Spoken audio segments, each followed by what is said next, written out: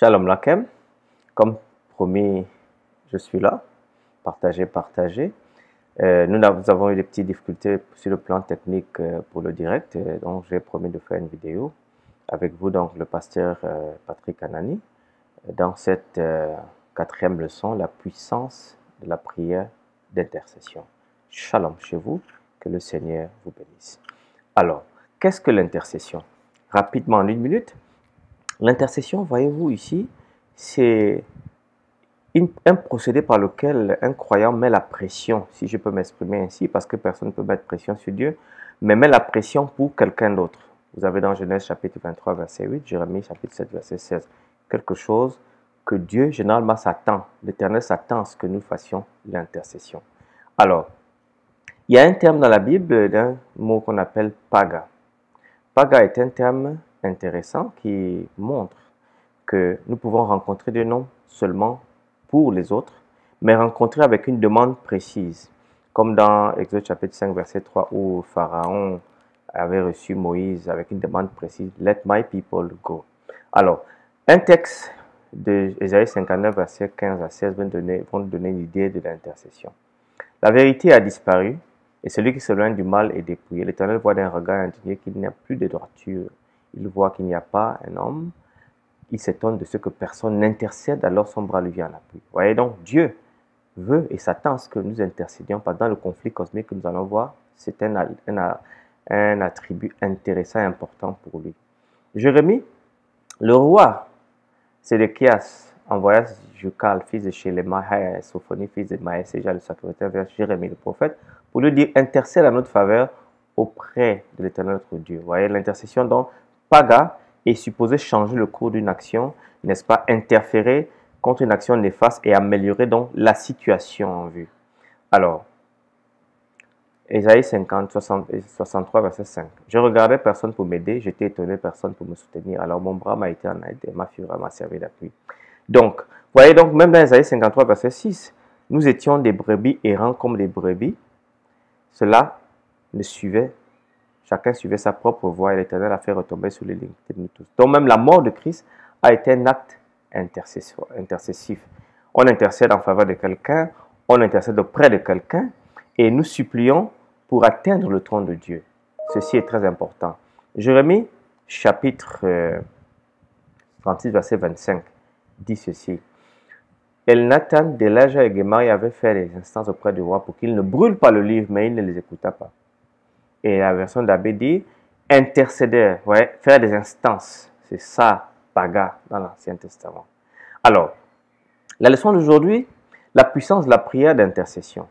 En fait, il n'y a pas de puissance dans la prière, mais la prière nous aide donc à agripper la main de la puissance, pour bien préciser les choses. Il y avait donc une relation directe entre leur prière et l'effusion du Saint-Esprit de la proclamation puissante de la parole, comme le livre des Actes nous le reproche. Les membres de l'Église du Nouveau Testament avaient senti leur besoin donc de prière. Ils avaient compris. Ils avaient compris ça et cela a été un appui immense à leur ministère. Parce que les armes avec lesquelles nous combattons ne sont pas charnelles, mais sont puissantes par la vertu de Dieu pour renverser les forteresses. Il y a donc un conflit très important, un conflit cosmique que nous connaissons. Quand nous cherchons Dieu pour intercéder pour les autres, Dieu travaille dans nos propres cœurs pour nous rapprocher de lui et nous donne la sagesse divine pour les atteindre, pour son royaume. Alors, le conflit cosmique est donc l'endroit dans lequel l'intercession doit être même encore plus grande. Il y eut guerre dans le ciel, Michel et ses anges combattirent contre le dragon, et le dragon et ses anges combattirent, mais ils ne furent pas trouvés les plus forts, et leur place ne fut plus trouvée dans le ciel.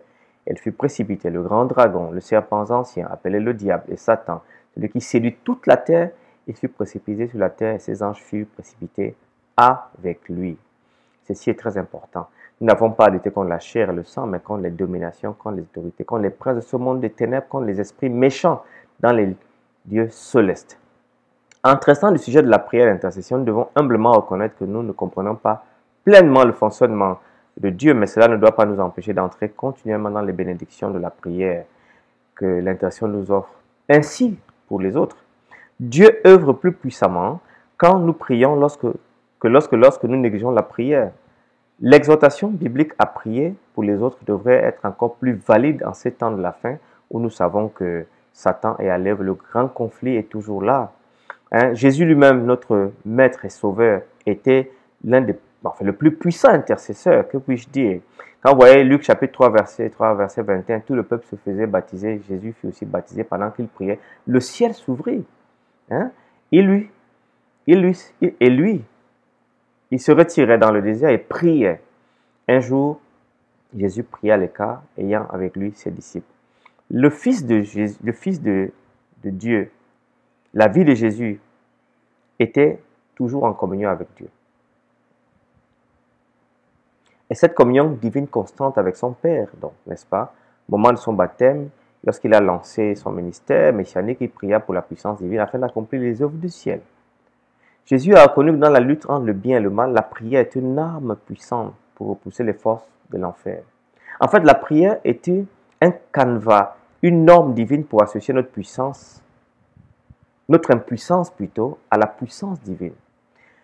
Et cette omnipotence que Dieu nous prête pendant ces moments de prière, c'est un moyen de nous élever à nous-mêmes à Dieu, qui seul peut toucher les cœurs, transformer des vies et donner à notre ministère une capacité que nous ne pourrions pas avoir sans la prière. Ceux qui gagnent donc la plupart des âmes efficacement sont des hommes et des femmes de prière. Jésus a prié pour Pierre en mentionnant son nom. Il rassura Pierre qu'au moment de sa plus grande tentation, « J'ai prié pour toi afin que ta foi ne défaille point ». Il nous invite à nous joindre à lui dans cette œuvre de la prière d'intercession et à élever les autres tout en mentionnant nommément leurs problèmes devant le trône de la grâce. Pour qui priez-vous maintenant? Pourquoi est-il si important de prier? Cela est normal de se poser la question. Alors, nous allons même voir que même Paul était un intercesseur important. Paul avait le poids des églises. Et il dit, c'est pourquoi moi aussi, ayant entendu parler de votre foi au Seigneur Jésus, de votre amour pour tous les saints, je ne cesse de rendre grâce pour vous. Je fais mention de vous dans mes prières, afin que le Dieu de notre Seigneur Jésus-Christ, le Père de gloire, vous donne un esprit de sagesse et de révélation dans sa connaissance, qu'il illumine les yeux de votre cœur, pour que vous sachiez quelle est l'espérance qui s'attache à son appel, quelle est la richesse de la gloire de son héritage, qui réserve aux saints, et envers nous qui croyons, l'infinie grandeur de sa puissance se manifestant avec efficacité par la vertu de sa force. Voyez-vous, Paul lui-même, la prière d'intercession est biblique donc. Tout au long de sa mission, de son ministère, Paul a prié pour les nouveaux convertis dans les églises qu'il a établies par son ministère évangélique. En fait, il croyait que s'il ne priait pas, quelque chose ne devrait pas se réaliser, quelque chose n'arriverait pas. Bien qu'il ait été séparé pendant certaines années de certaines églises, Paul avait toujours dans son cœur, dans ses prières, leur nom mentionnant nommément leur situation. La prière de Paul pour les croyants, par exemple en Éphèse, comme on vient de lire, n'est-ce pas, est remarquable à ce point qu'il a prié pour que Dieu leur donne la sagesse et le discernement spirituel, qu'il éclaire leur esprit avec la vérité divine et leur donne l'espérance de la vie éternelle. Les chrétiens d'Éphèse ont dû être remplis d'encouragement, sachant que Paul priait pour eux et sachant pourquoi il priait. Et dans Philippiens chapitre 1, verset 3 à 11, vous voyez la même chose, n'est-ce pas? Ce sont là quelques-unes des paroles les plus édifiantes, les plus encourageantes de la Bible, remplies de promesses et d'appels, d'amour, de connaissance et de discernement qui découlent de la connaissance de Jésus, afin que nous puissions être capables d'amener les autres dans un niveau intéressant. Mais au-delà de tout ça, pourquoi prions-nous? Je vous ai parlé du conflit cosmique. En fait, il y a donc des puissances invisibles à l'œuvre. Ces puissances donc sont si importantes que nous devons faire attention de ne pas négliger la prière d'intercession. La prière d'intercession est une arme puissante dans cette lutte entre le bien et le mal que nous appelons le grand conflit. L'une des révélations les plus claires de cette lutte est dans Daniel chapitre 10. Vous vous souviendrez que Jérémie a prédit que les Juifs devaient faire un certain nombre de temps en captivité et puis en fait 70 ans ils devaient repartir.